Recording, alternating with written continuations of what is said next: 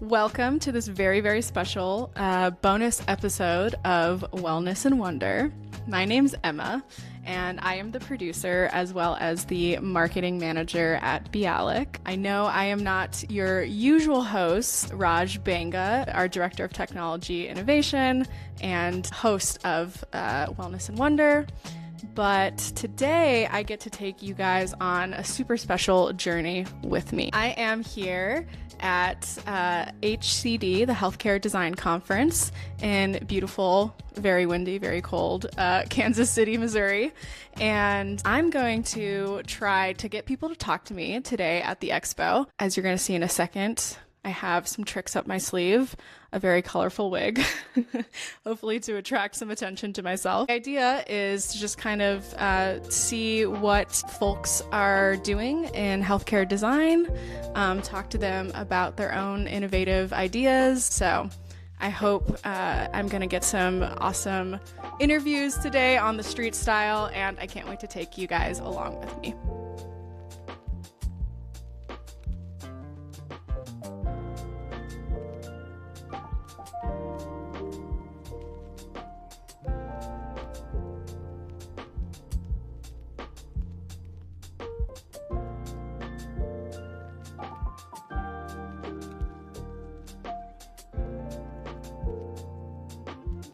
Just take a second to introduce yourself and what SPEC is all about. Okay, well, my name is Amanda McPhail, and I'm a regional sales manager with SPEC Furniture. I work on the East Coast, but I have to say that I really enjoy working with SPEC. I've been with the company a little bit over 2 years, and I'm just going to talk a little bit about why I love SPEC so much and kind of how we show up in healthcare. So something that I love about us is, as a smaller manufacturer, we make everything to order.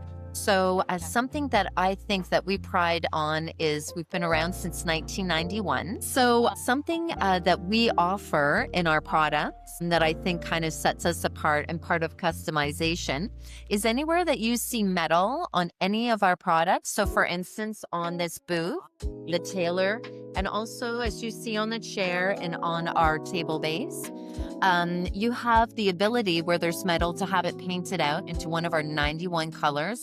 There's no upcharge for that. What I love about us is that we show up really well in all forms of healthcare spaces.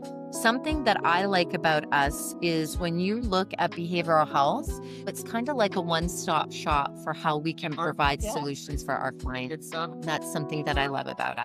Hey, so thank you for that overview of SPEC. I'm going to ask a little bit maybe more visionary questions. So the first thing I notice when I come into your booth and maybe talk about this is kind of playfulness of just the colors and your product. How do you think, here on our podcast, we like to talk about how wonderment and awe and moments of just playfulness really tie into wellness. Do you think that that's part of your brand? And do you think that has a place in wellness-centered care spaces? I think it does. And I really think there needs to be an understanding that you can still tap into softness and, biophilia and home-like feel without necessarily being in an ocean of blue and green. There are a lot of options and opportunities where you can play in healthcare spaces. Right. And that doesn't just feel so clinical. Yeah. And what is one thing, whether that's from SPEC or just something you're seeing in the industry that you're really excited about for just the future of healthcare? I know that's a big question. It's a big question. I would think understanding the need to step away from that clinical astringent feel, I think that has somehow been connected very closely, not only to healthcare, but when you're looking at behavioral health solutions and offerings. I think that's something that since COVID, finding that people want to have that home-like aesthetic, and that is showing up in places that they are going to for service. Yeah, everything's merging, Well, thank you so much for your time, and I appreciate it.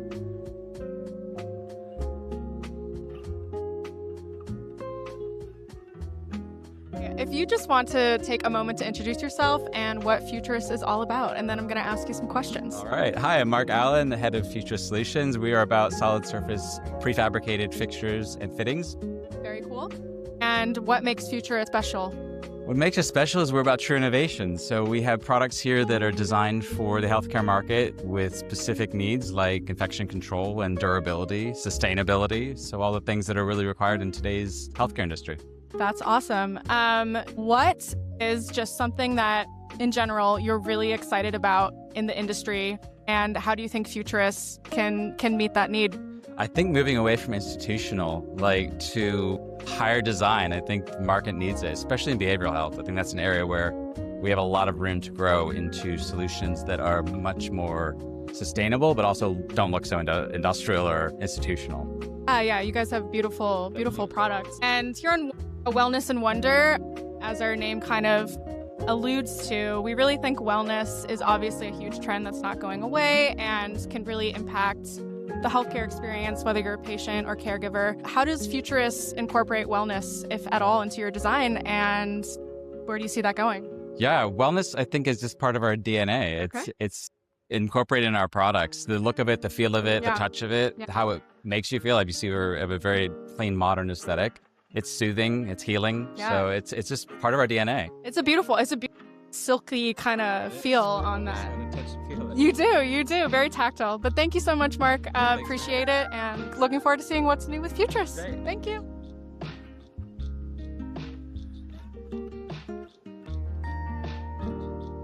If you just want to take a second to tell us your name and a little bit about your role here at Miller Knoll. Sure. Hi, my name is Shelby Maynard, and I am a clinical strategist or a nurse consultant here at Miller Knoll. It really separates us from the men and the boys, really. So I've been a nurse for almost 35 years. I've been in the critical care and the perioperative services space, as well as the ambulatory space and on the floor, primarily in the hospital setting, but just a little bit into the outpatient surgery world. So I've done ambulatory as well. Okay, so you've been on uber clinical side, you've seen also administrative spaces, and you're taking all of that many years of knowledge here to Miller Knoll and doing... So I'm here to support all of our customers, our dealers, our colleagues. I bring a clinical voice, so that really separates Miller from everyone else. They value the voice of the clinician. So not everyone has a clinician in their space that can help be the translator, that can help be the person who really makes sure that the end user is happy with what they have. And it makes all of our dealers shine, makes everybody, it's a win-win. Yeah, absolutely. And what a resource you are. That's amazing. So here at Wellness and Wonder, we've had a chance to talk to a lot of designers, a lot of manufacturers, so very much on that side. We haven't really had a chance to talk to, I know you're, maybe no longer a provider, but people, on the provider caregiving side, tell me a little bit about how wellness kind of relates to that side of things and why that matters so much. Absolutely. So retention is key. As our nurses are leaving the bedside in high volumes, as well as physicians, it's key to make sure their space is as healthy as we can make it. So sound is important. The look of the space, the feel of the space, the comfort of the space keeps nurses in the space. So it's important to make sure that we develop a space that's a calming sense, that's quiet. You have to step away, because if you don't step away, you're going to walk away. So stepping away into a space that is really safe is incredibly important. So soft edges, I know that sounds crazy, but a soft space, a nice place to just rest your mind, not necessarily your head. And it parallels well with nursing and our complementary therapies. Nursing is really focused on a complementary therapeutic process for our own selves.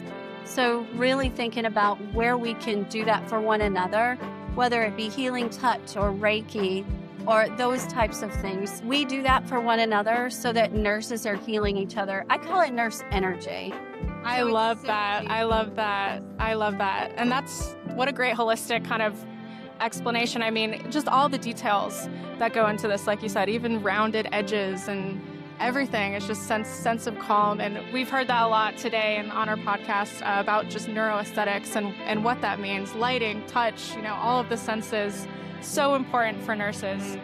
And then beyond just wellness, what are you excited about in the future of design? What are you seeing trend-wise that is really positively impacting caregivers?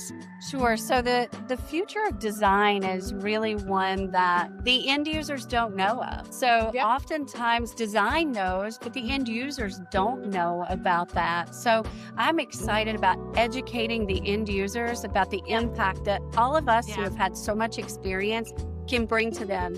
So people say you don't practice as a nurse. I do. I practice creating spaces that are healing and that heal the nurse, heal the physician, and heal the patient. So that is a different type of nursing. Nursing is an art. It's not, and a science. So here at Miller Knoll, we do things differently. We bring science and art. So nursing is an art, and we bring the research and the real why behind it. Whereas other companies may not do that. And they have a different focus, which is perfect. But when you really want to bring together art and science, fabulous here at Miller Knoll. I love that. Is such an inspiring message. And thank you so much for all of the many years of your work as a nurse. I have 2 family members very close to me who are nurses. So I'm always a big supporter. But that's great that Miller Knoll is able to use your expertise. And I can't wait to see what you guys do together. If you just want to take a second to introduce yourself and talk about where we are today. Sure, yeah. My name is Elise Heckman. I'm the SVP of Brand at Room. We're a sister company of Carolina. We're both owned by OFS. Okay, so we're part very of the OFS cool. family of brands. Awesome. And tell me a little bit about this particular product here. So we're really excited. So Room's been around since 2019. We design modular architecture, but this is the first year that we partnered with Carolina to create a product specifically for the healthcare market. Okay. So what we're looking at here is the Room in Carolina healthcare phone booth. Okay. A little bit of a caveat, it's not launching until 2026, but we're kind of teasing it at the show to give everybody a taste. I mean, it certainly looks beautiful. Talk to me a little bit about what makes it special and its healthcare connection, if anything special. Sure, yeah. So it's flexibly designed. So most important, it's very easy to install. So what we want to make sure that we have is when we're going into healthcare spaces, the ability to be able to create private space out in the open. If it's hospital lobbies or waiting rooms, if it's patient rooms or kind of patient lobby spaces. Yeah, absolutely. As well as even telehealth. So we want things to be very easy to move into and to pop up. So this assembles in 60 minutes, which is incredible. I almost want to be right? You want prove to build it to try it. Build it to try That's it. amazing. Okay. And so the idea is to have private space, right? Yeah. Everybody needs a moment just of respite of home. And certainly in hospitals. Do you see this being used on administrative side or patient side?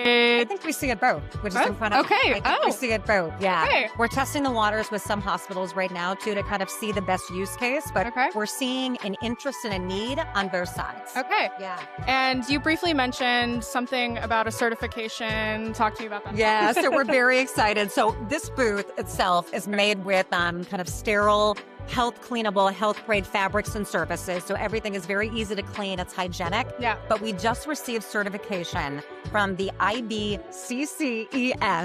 And what that gives us is a certified autism resource certification. What does that mean? So we cater to the neurodiverse. Okay. The idea being you can come into this space, you can shut out distractions, and you're just kind of eliminating, shall we say, kind of the chaos. You're kind of stepping into a welcoming, warm, private environment that just allows you to think, make a private call, or also just have a moment to reflect. Amazing. That is so cool. I think we should step inside. Should I step inside? All right. Yeah. We're doing it. If I can get inside.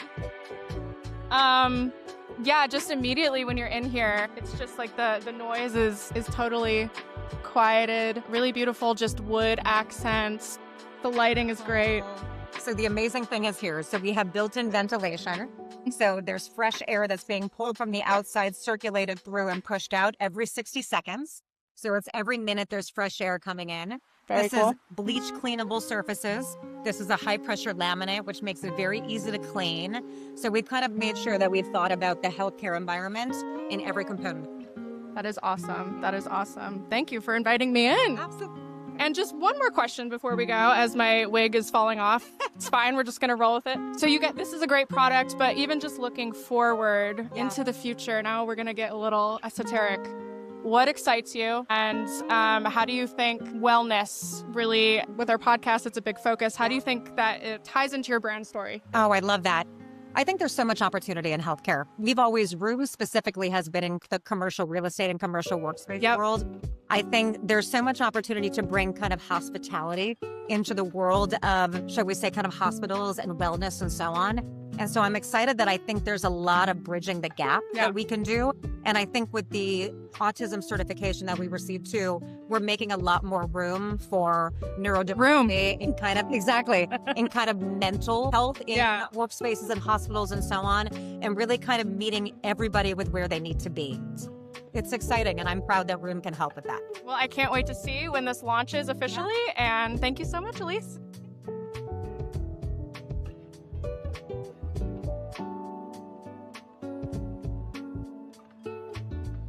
Hi.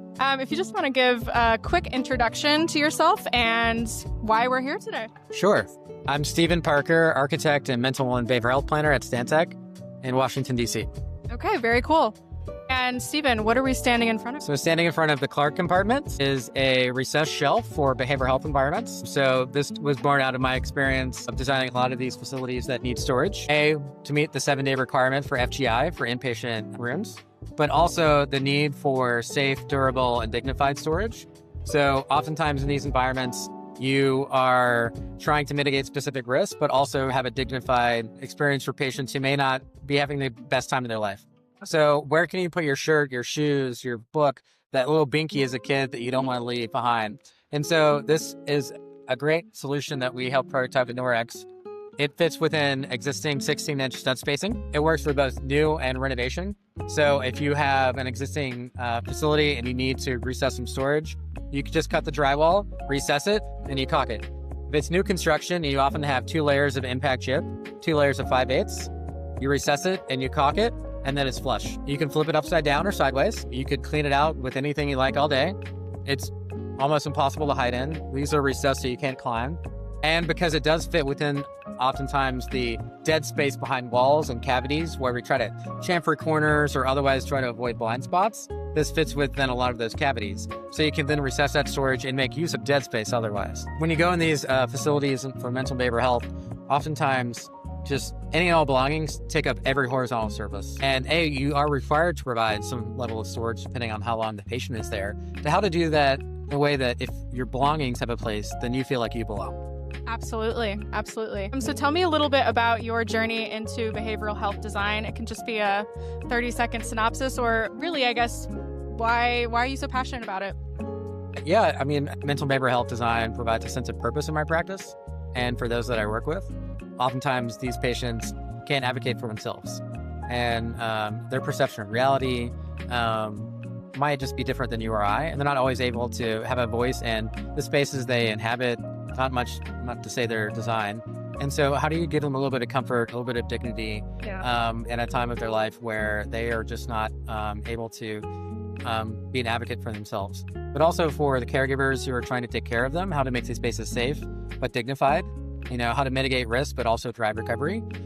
For me, that was having family members that, like many people, have facing crisis or mental health or addiction that drives a sense of purpose for me. And then I have benefited from a long career in mental behavioral health and trying to make a difference for those communities facing these issues, whether that was born from my thesis research in graduate school, my personal experiences with my family, or the great collaborations across Stantec I've had addressing these facility types for communities around the globe. That's amazing. That's a beautiful story. So here on Wellness and Wonder, obviously, as our name kind of alludes to, we talk to all kinds of people doing amazing work in healthcare, but really a focus on wellness. What kind of trends are you seeing?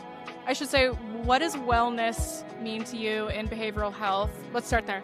Where to begin? I think many people also want to look at mental well-being in a preventative manner instead of an interventional manner, to not have the need to have someone to go into an inpatient room like this, but also to think about either kids in school, and they might have diverse sensory needs coming out of the pandemic and relearning social skills. What about the built environment, whether in education or for mental behavioral health? It gives you a sense of autonomy and agency to craft the sensory experience you may want. So sensory-enabled architecture, the ability to craft an environment for your sensory needs, whether you're on the spectrum or have neurodiverse needs. What about the built environment can help and not hinder your current state of mind, or if you want to move into a different state of mind, if you're facing depression or anxiety or so forth, where can you go from a place that gives you control over your lighting, over the temperature controls in your environment? If you want to seek out specific stimuli, if we're stimuli seeking, and a hyposensitive person like my toddler wants to taste, touch everything, to a stimuli avoiding person who wants to really tone down maybe a lot of the bright lights they see or a lot of the adverse and unwanted noises they have. But how do you create also scenarios where the spaces around you will create a sensory environment that helps you self-regulate, helps you calm down or deal with your stress in a positive way that you feel like you have control over, when many of us don't control our own. So I think that's a trauma-informed principle as well, but also just thinking about sensory-enabled architecture beyond a sensory room or a space for those people to have those needs taken care of. We all have sensory needs that we need to take, and that's more universal. And we've seen that all over this conference. I mean, everybody's thinking about it. I'll just leave you with one kind of even more bigger visionary question. What's really exciting you? Whether that's with the work you're doing or just in the industry, what's coming? There's a lot of things that excite me. A lot better products that are come on the market, not just the ones we prototype with vendors. But just the thinking that mental behavioral health is not this very stigmatized space or sector of the industry, that more people are coming in with fresh ideas and trying to evolve things, and that there's a lot of learning that wants to be happening. So I'm excited for the investment that's been long overdue by our clients, help to address what we see in our communities, but also just from the industry being more responsive to taking these spaces seriously and giving them the attention they really deserve to help those in crisis. Thank you so much, Stephen. I appreciate it.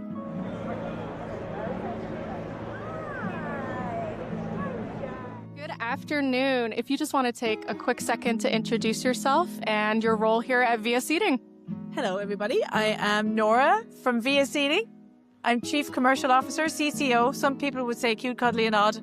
I probably am that more than CCO of Via Seating. I love it. I'm never going to look at CCO the same again. So tell me, Nora, a little bit about Via. What does Via stand for? What's your mission? What do you guys do really well? Yeah, so Via, we're in the seating-only category. So we get up in the morning thinking about chairs. We go to bed at night dreaming about them. We come up with excellent innovations for lots of different verticals, but here we are at the Healthcare Design Expo, so there's a lot going on. What you're looking at here in the background is a self-sanitizing mesh that we came up with that meets all the requirements for infectious disease control. It's a copper-infused mesh that Via holds the patent for, but that was one of our dreams that we... No way. So this is an original Via material. It's an original Via material, patented by Via. So Shark Tank, I don't know where you are right now. I'm here. But so we came up with the idea because caregivers wanted to have the benefit of mesh. The cool air pass-through is a huge benefit because caregivers are running around all the time. Their body temperatures are hot. The last thing they want to do is to sit in a big upholstered back chair, probably, something that's vinyl, antimicrobial, whatever. And they'd love to have the idea of mesh because it keeps the body temperature down, but it doesn't meet all the requirements for infectious disease control. So that was the challenge that we were presented with. And this was the solution we came up with. That's huge. That's really, really exciting. That's amazing. So tell me, did you want to do a product demo here at all? So it's a former Nightingale Award winner, not this year, but in previous year. But it's widely used in healthcare now for those kinds of applications, but also in education environments too, and hybrid work, because we all could be sharing the same chair. And, the idea of this being self-sanitizing is huge. Think about it. No cleaning means no exposure to chemicals or bacteria or, bleaches. Bacteria can't survive on copper, so it's a biocidal impact on the bacteria. So when the bacteria cell comes in contact with it, the copper actually breaks down the cell wall and exposes the nucleus to oxygen and kills it. So it's not truly self-sanitizing. That's not just a phrase. It is self-sanitizing. Absolutely. Wow. So the idea being copper is in every living thing. Yeah. It's in our skin. It's in everything. And bacteria is a living thing. So when the bacteria comes in contact with copper, it can't fight back. Okay. And the thing with chemicals is, if chemicals are introduced to bacteria, it fights back. Sounds like and it gets more resilient. And then it gets into this cycle of becoming a superbug in a healthcare system. Kind of like the same idea as if we over-consume antibiotics. At some point, it'll become... Right, antibiotic resistant. Yep. And that's a problem. Yep. So think of the healthcare system just like you think of as your body. That is a great philosophy. Yeah. What a great kind of inspiration. Besides this wonderful... What is this product called? This is called For You. And there's For You. another thing going on here too, Emma. Okay. Forgive me, I'm geeking out. Geek out. From an ergonomic standpoint as well. Yeah. This is not another square mesh back chair. Okay. We need another square mesh back chair in this industry like we need a whole headache. Yeah. Right? So, and the reason I'm not a big fan, I'm an ergonomist, is if you've ever hit that very sensitive part of your elbow. The funny bone. Yeah. You never want to do it again. It's not so funny. Sometimes that happens when you get in a square mesh back chair and then you never want to do it again. I'm going to jump in the chair. Do you mind? Go ahead. Yeah. So when you sit in this, you automatically sit up straight. Okay. This is very simple, intentional ergonomic design focused on health and wellness. So I don't have to be with somebody to instruct them on how to sit properly. It just happens. But this is also an innovation in terms of this is a telescoping gas lift. So kind of ships ahoy on the gas lift. Okay. I can go from this position all the way down to a seated position. I can increase righty-tighty, keep it simple ergonomics, to increase the resistance on the back, or decrease lefty-loosey on the resistance on the back here. On this side, when I flip this paddle down, I've now got 3-degree forward tilt in my seated position. At this height, I'm at standard desk height. So this is sit, 90-degree hip spine angle. I'm going to say something really silly now that's going to seem silly maybe. This is stand. Right? But at this height, and I'm 5'8", I would be at a 42-inch work surface at a height adjustable table. But at this height, and this is extended now, 7 inches up from that definition of sit. But at this height, I am, and then when you're standing, you're in your neutral spine position, your best posture. So when I transition from this position to this position, my posture doesn't change. But I'm not sitting anymore, right? I'm not standing. I'm in this two. It's sit, two, stand. Oh, there we go, folks. So this is a 120-degree hip spine angle, and it's much easier to transition from this position to a standing position than physically or psychologically Getting all the way up, right? all the way from a seated. People don't do it. Right. And less than 12% of people are using the functionality of a height adjustable table throughout the day. Right. But with this, we're seeing people transition 3 to 5 times a day. Wow. So it encourages you to use the height adjustability of your desk, of your work surface, to stand, to get up, and to move easier. Wow. Wow. That is benefit. That's amazing. You know, you're activating all the large muscle groups. Yeah. You're stimulating better circulation throughout the day. So the employee is getting the best possible experience, and the employer is getting the return on investment of the height adjustable table. I think we all just got a degree in ergonomics.